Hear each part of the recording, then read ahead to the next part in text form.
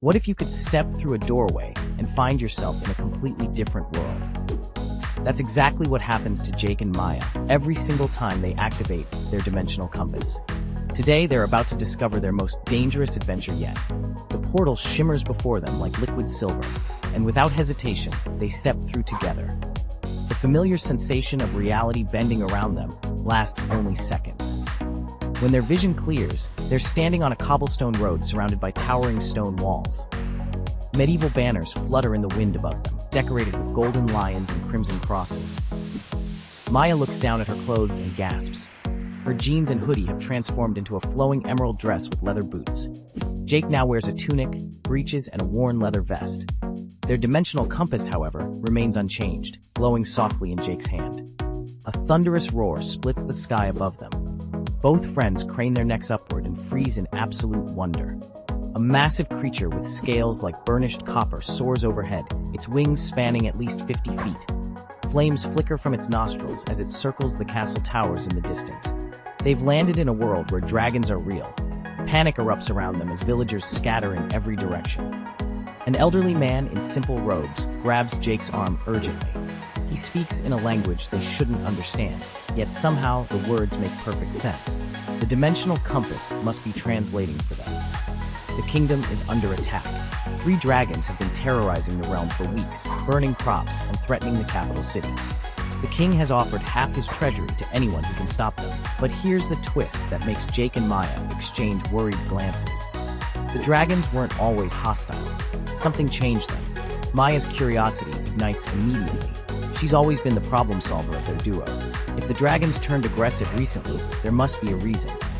Jake agrees, though he's clearly more nervous about getting close to fire-breathing creatures. They make their way through winding streets toward the castle, avoiding the chaos. Guards in chainmail armor rush past them, shouting orders and organizing defenses. The castle itself is magnificent, with spires reaching toward storm clouds gathering overhead. Inside the throne room, they meet King Edmund, a weary man with a silver beard and crown that seems too heavy for his troubled head. When they explain they want to help, he laughs bitterly. 2 strangers in unusual clothes think they can succeed where his bravest knights have failed? But Maya asks the question no one else has considered. When did the dragons change? What happened right before the attacks began? The king's expression shifts. 3 weeks ago, his royal miners discovered a massive crystal deep in the mountain caves. They brought it to the castle treasury. The very next day, the dragon attack started. Jake and Maya exchanged knowing looks. They've encountered magical artifacts in other parallel worlds before. Crystals that affect creatures aren't uncommon in dimensions where magic exists. The miners must have taken something that belonged to the dragons, or disrupted something important to them. The king leads them to the treasury, a vast chamber filled with gold and jewels. In the center sits a crystal the size of a barrel, pulsing with inner light. Maya approaches carefully and places her hand near its surface. She can feel the energy radiating from it, almost like a heartbeat. This isn't just any crystal, it's a dragon egg, an ancient one, probably thousands of years old, preserved in crystalline form. The 3 dragons attacking the kingdom must be its parents and sibling, desperately trying to retrieve it.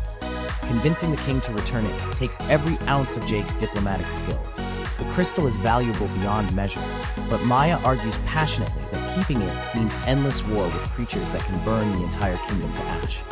Finally, King Edmund agrees.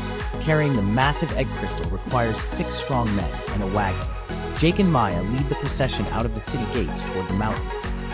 Dark shapes circle overhead, and tension crackles in the air like electricity. At the base of the mountain, they carefully place the crystal egg on the ground and step back.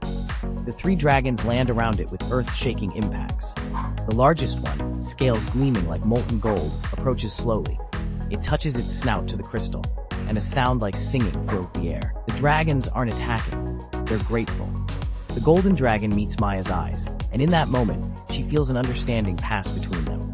Intelligence, emotion, and something like respect.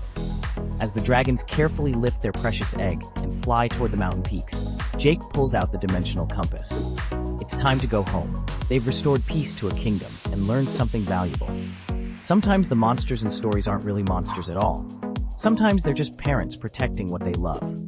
The portal opens, silver and shimmering. Jake and Maya step through together, already wondering what world awaits them next time.